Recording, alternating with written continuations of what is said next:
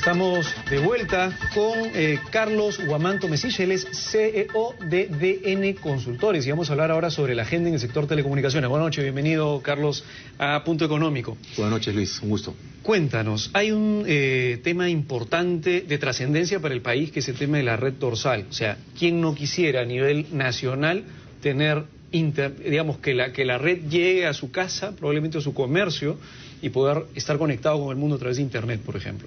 ¿Qué cosa es el proyecto Red Dorsal y cuándo se viene y cómo le va a impactar al ciudadano común y corriente? Sí, claro que sí. Mira, sería importante ubicar el tema de la Red Dorsal en un contexto respecto a cómo se ha comportado el sector de las telecomunicaciones desde que cambió con la privatización de la compañía telefónica hace 20 años. Y diríamos que en realidad es prácticamente uno de los hitos más importantes y trascendentes en estos 20 años ya de historia de telecomunicaciones modernas en el país, porque tiene el ambicioso objetivo de que el país en su conjunto, no solo Lima, tengan un acceso a banda ancha de alta velocidad y a precios convenientes gracias a la competencia.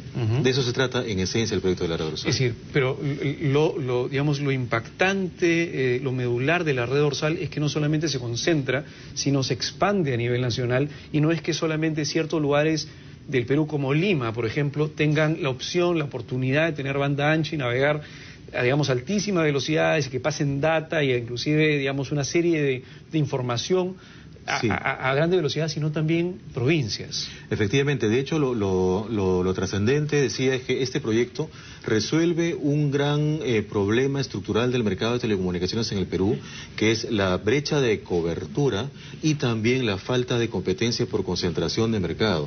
Lo resuelve inteligentemente a través de cómo está estructurado el proceso. Y en síntesis, ¿en qué consiste?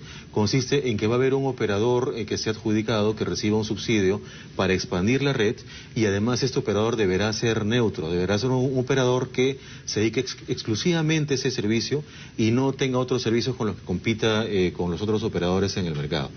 Entonces, de eso se trata, y la verdad es que ese es un momento muy sensible para este proyecto, porque Perú, tal como hemos mencionado antes, goza la poco honrosa posición de ser uno de los países que están a la cola en Sudamérica en tarifas de banda ancha y en penetración de banda ancha, y más aún en calidad, cosa que todos vivimos.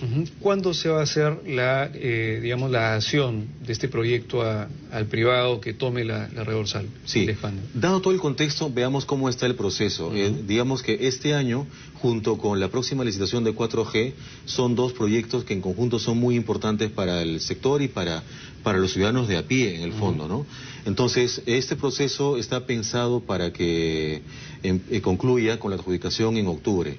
Y en estos últimos meses, en las últimas semanas, han sido publicados por parte del Ministerio o de Proinversión, la agencia dedicada a la promoción de la inversión privada, algunos documentos que corresponden a este proceso. Por ejemplo, las bases del concurso para la selección del operador. Entiendo que tienes ahí algunas observaciones con respecto a cómo han salido las bases. Sí, claro que sí. ¿Cuáles son algunas de ellas? Entonces, el punto es que, dada la importancia que tiene este proyecto para los peruanos, la idea es aportar al Ministerio, a la autoridad, con algunas ideas que sirvan para que sea un caso de éxito. Lo importante es que sea un caso de éxito en dos momentos: en el momento de la adjudicación y en el momento en que durante los 20 años este proyecto realmente funcione y sirva para lo que está pensado. Entonces, para el propósito del concurso, el operador debe ser neutro. Entonces, nosotros por ahí hemos traído alguna información que de repente la pueden poner en pantalla. Sí, condiciones de los postores. Son las condiciones de los postores. Entonces, allí vamos al primer cuadro, por favor, para ver las condiciones de los postores sobre la red. Sí, entonces allí hemos resumido en una lámina el texto de las condiciones que deberá cumplir el operador dorsal.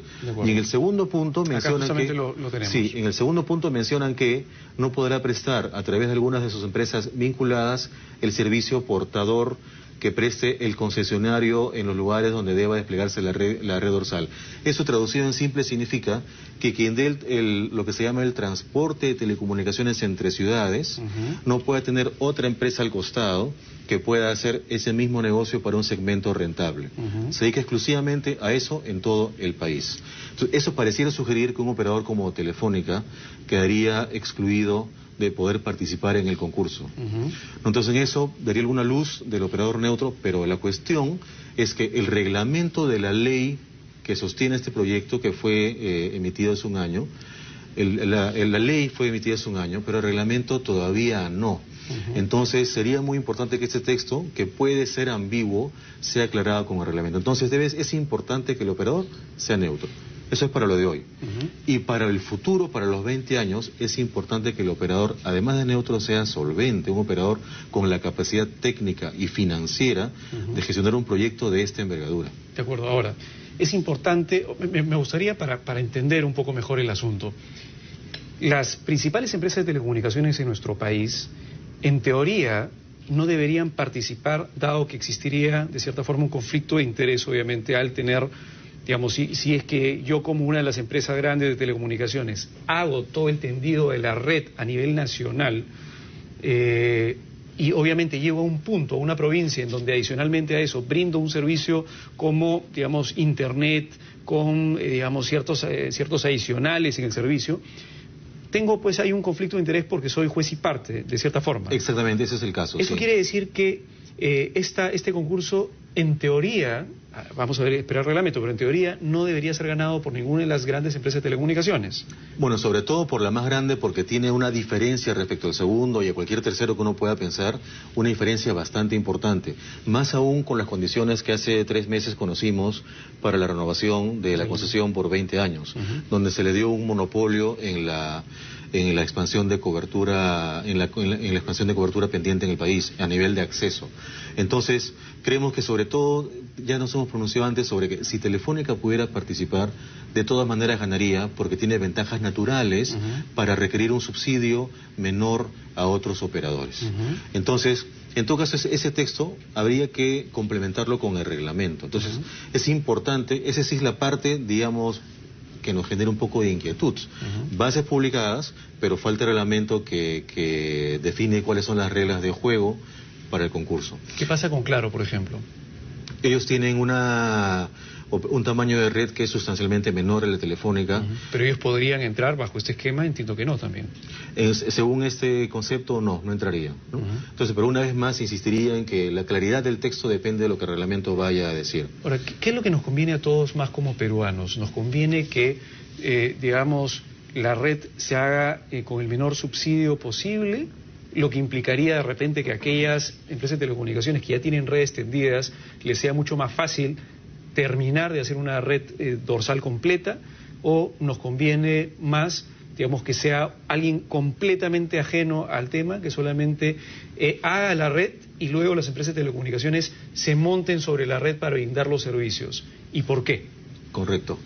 Mira, lo más importante es que si la condición es que sea operador neutro, quien gane debe tener la condición, debe tener experiencia acumulada como operador neutro. Por una parte de eso, debe de una experiencia acumulada y demostrable. En otros países seguramente, o acá en el Perú, que en verdad es mucho menos probable, pero digamos en general quien sea elegido debe demostrar experiencia como operador neutro, cosa que Telefónica no puede demostrar. Ni Claro ni... Bueno, ni en Excel. En Excel, efectivamente, sí. Pero fuera de eso, cuando decimos que debe ser un operador solvente, nos referimos a que las condiciones que están planteadas en las bases solamente definen que el puntaje ganador esté en función de quién pide el menor subsidio. Y eso para nosotros es un peligro, porque la experiencia muestra que puede aparecer algún operador que en aras de ganar, sobre todo porque va a recibir un subsidio de 300 millones de dólares, cosa que a quien no le puede atraer, ¿no? Puede bajar el subsidio para ganar. A eso vamos con que debe ser un operador solvente, técnica y financieramente. Por eso nosotros creemos que en el puntaje ganador, además del componente financiero, debe hacerse lo que se hace en tantas otras licitaciones, es decir, una combinación de puntaje técnico y puntaje financiero. Y normalmente el puntaje técnico pesa más.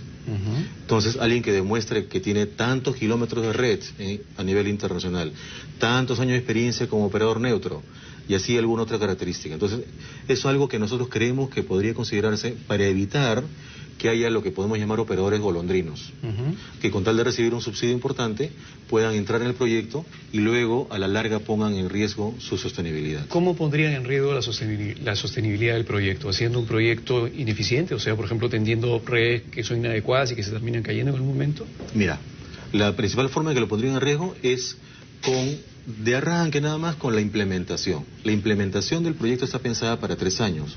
Y está pensada porque la geografía del país es especialmente compleja. No es lo mismo tender de Lima a Cañete que en la Sierra Sur o la Sierra Norte o más aún la selva. Entonces, eso es de por sí complejo, y a la hora de que ya entres en el terreno siempre aparecen sorpresas respecto a lo que uno en el papel diseña. Entonces tiene que ser un operador que tenga capacidad para prever todas esas contingencias operativas que puedan aparecer en el camino, que no le obliguen a decir al Estado, mira, pasó esto, no me alcanzó, dame más subsidio, ¿no? Y se dilate el proceso de implementación de la red. Claro, pero mientras el contrato esté claramente definido, entiendo que no tendría, debería haber más bien una penalidad si es que no, la evaluación del postor no fue, digamos, óptima, porque no puede transferirse el riesgo de la plata de todos los peruanos finalmente, digamos, al riesgo de operación del postor eventualmente ganador. Entonces el contrato debería ya prever eso y debería decir, bueno, si efectivamente, a pesar de todas las condiciones, no lo cumples, a menos que las bases hayan dicho cosas que son mentiras, ¿no? Que no, espero que no sea así, es decir, no creo. Pero si fuera así, digamos, si las bases son claras y dicen exactamente qué es lo que se tiene que hacer en el campo y qué es lo que se va a encontrar, o que existe un riesgo de encontrarse algún fenómeno de la naturaleza un poco complicado para tender redes y lo deja explícitamente puesto en el papel, entonces quien toma el riesgo, que es el postor, eventualmente que gane, debería saber cuál es su contingencia, cuál es la contingencia que está corriendo también.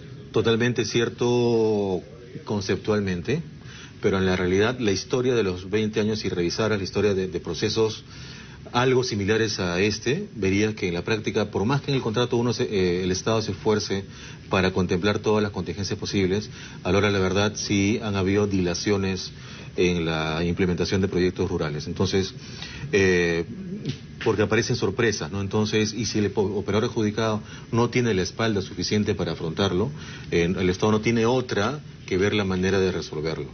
Entonces, lo que implicaría de repente que suelte más plata, que subsidie, digamos, y que se demore más en perjuicio de los peruanos, ¿no? Entonces, eso es lo que creemos que valdría la pena tomar en cuenta. Uno, reafirmar con el reglamento el concepto de operador neutro, y segundo, que para la evaluación se busque un operador solvente, considerando puntaje no solo económico, sino también técnico.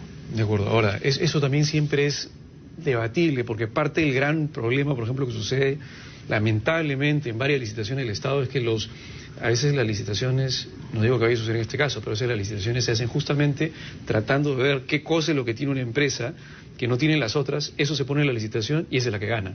Oh, maravilla. Digamos, pensando también, viendo varios otros procesos que se han lanzado. Así que a veces el tema técnico a veces es complicado porque te puede jugar doble también. Sí, pero digamos podrían considerarse una lista de indicadores como para abrir la cancha y promover la competencia, que postulen todos los que tengan que postular. Y que no excluyan de un principio bajo un requerimiento técnico que saben que lo va a sacar del mercado y que no necesariamente es algo potente o fuerte o necesario, y que lo excluyan desde un principio. Completamente de acuerdo. Justamente, de hecho, el puntaje económico serviría para introducir varios factores de puntuación, abrir la cancha, que se presenten todos los que consideren que tienen alguna posibilidad de éxito, y que efectivamente quien reúna las mejores condiciones en todos esos requisitos técnicos tenga pues finalmente la adjudicación. Asumiendo que todo sale bien, ¿cuándo el poblador peruano, cuándo la gente de provincia podría tener, en qué mes, en qué año podría tener banda ancha y sentarse sin ningún problema, navegar sin que el internet se le esté cayendo y poder de repente tener mucha mayor facilidad de comunicaciones vía internet con banda ancha? ¿Cuándo va a ocurrir eso? El plazo que contempla el proyecto en las condiciones que planteadas en los diversos documentos publicados es de 3 años desde la firma del contrato. Cuando se firma el contrato, la intención del gobierno es que la adjudicación sea en octubre, y con 1 o 2 meses para el fin del contrato, digamos que cerraríamos el año con el contrato firmado 2013 más 3, 2016. Sin embargo, como mencionamos hace un momento, el reglamento no está publicado, sería publicado para comentarios, y eso toma un mes más. Entonces, nosotros encontramos algunos riesgos de que la fecha meta de 31 de octubre no sea cumplida, y por tanto que esto podría dilatarse hasta el año próximo en algún momento. Pero en todo caso, del momento que sea adjudicado, 3 años más, diríamos 2016 o 2017. Digamos, con una alta seguridad, esperemos todos que en el año 2017 la gente de repente que nos está viendo en provincia, en la selva, en la sierra, y que hasta ahora no llega a internet, podría eventualmente tener internet de banda ancha para poder hacer negocios. servicios, para poder tener mejor educación, acceso a información, etcétera. Eso va a ocurrir en el 2017 en este país. Así es, y si es con 4G, mucho mejor. Vamos al tema de 4G, porque 4G es importante. Primero explícanos, ¿qué cosa es 4G? Rápidamente, que ya se nos acaba el tiempo, ¿qué cosa es 4G y qué es lo que se viene la próxima semana con respecto a eso? Lo más importante de 4G es que cuando me preguntan cuál es la diferencia con 3G como tecnologías, y si la respuesta fuera es porque es la velocidad, una velocidad mayor, sería como si hace un siglo, a inicios del siglo XX, dijéramos que la diferencia entre una carroza de caballos y un automóvil sea la velocidad. La diferencia, por supuesto que es velocidad, pero es mucho más que eso la diferencia. La alta velocidad que ofrece el 4G permite que los ciudadanos podamos acceder a aplicaciones muy exigentes en capacidad, sí, para múltiples usos, así como de entretenimiento, también profesional y también de inclusión social. Eso entonces, es la próxima semana. La semana próxima se adjudica y ahí también esperamos que 1 año y medio esté eso otorgado. Nosotros creemos que en forma similar a experiencias previas, haya en el precio planteado base o el precio de adjudicación una combinación entre técnico y económico. Me refiero de precio pagado en efectivo y precio en compromiso de inversión, pero señalar al caso de Vietel, donde fue un apenas 5% menos en efectivo. Debe pagarse más en efectivo y un componente de inversión importante para que 4G llegue rápido al país. De acuerdo, Carlos, lamentablemente se nos fue el tiempo, pero en todo caso queda el tema sobre la mesa. De acá, dentro de 1 año y medio, estamos hablando de mediados probablemente del 2015, esperemos todos tener en nuestros celulares, en los smartphones, en las tablets, 4G. Esperemos todos eso. 2016 un poco más certeramente. Ok, mientras más rápido mejor. Sí, gracias. Muchas gracias, Carlos, por venir a Punto Económico y volvemos con más en la tercera parte del programa. Regresamos.